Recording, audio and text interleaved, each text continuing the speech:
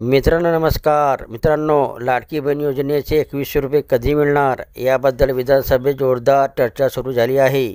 या चर्चेत बोलताना विरोधी पक्षाच्या नेत्यांनी सरकारला स्पष्टच विचारलं की लाडक्या बहिणीला 2100 रुपये देणार का, यस या नो.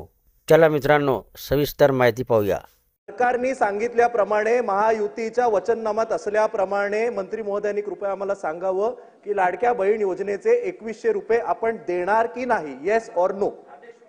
निवडणुकीच्या पूर्वी जेव्हा माझी लाडकी बहीण योजना जाहीर केली तेव्हा त्यावेळी किती लाभार्थी आपण होते, त्यानंतर निवडणुकीच्या नंतर जेव्हा सगळे निकष लावण्यात आले, घरात गाडी असेल, दुसरी योजना मिळत असेल, त्यामुळे एक्झॅक्ट आकडा किती आहे, किती लाडक्या बहिणींना अपात्र करण्यात आलं, ज्यांना आधी योजनेचा लाभ मिळत होता आता मिळत नाहीये.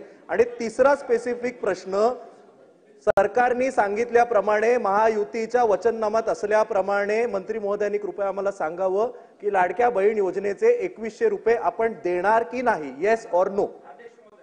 अध्यक्ष महोदय, आपल्या माध्यमातून मला सभागृहाला त्या ठिकाणी नमूद करायचं आहे की ऑक्टोबर 2024 मध्ये ज्या वेळेला आचारसंहितेच्या आधीचा लाभ वितरित करण्यात आला होता त्या लाभार्थ्यांची संख्या 2,33,64,000 सुमारे इतकी होती.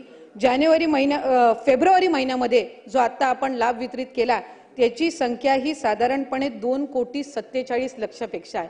याचा अर्थ असा की आचारसंहितेच्या आधी 2,33,00,000 होती आणि आता 2,47,00,000 आपण महिलांना लाभ हा त्यांच्या खात्यामध्ये जमा केलेला आहे. आणि 2100च्या संदर्भातला जो निर्णय आहे, महायुतीच्या सरकारने ही महत्त्वाकांक्षी योजना आणलेली आहे आणि महिलांना 1500चा लाभ वितरित करणारे महायुतीचं सरकार हे एकमेव सरकार आहे.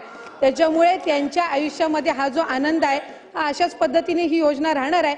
आणि 2100च्या संदर्भातला योग्य तो निर्णय आमचे मुख्यमंत्री देवेंद्र फडणवीस साहेब आणि दोन्ही उपमुख्यमंत्री योग्य वेळी घेतील.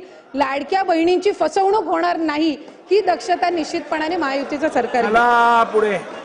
तर ही होती मित्रांनो लाडक्या बहिणीबद्दलची नवीन माहिती. व्हिडिओ आवडला असेल तर चॅनलला सबस्क्राईब करायला विसरू नका.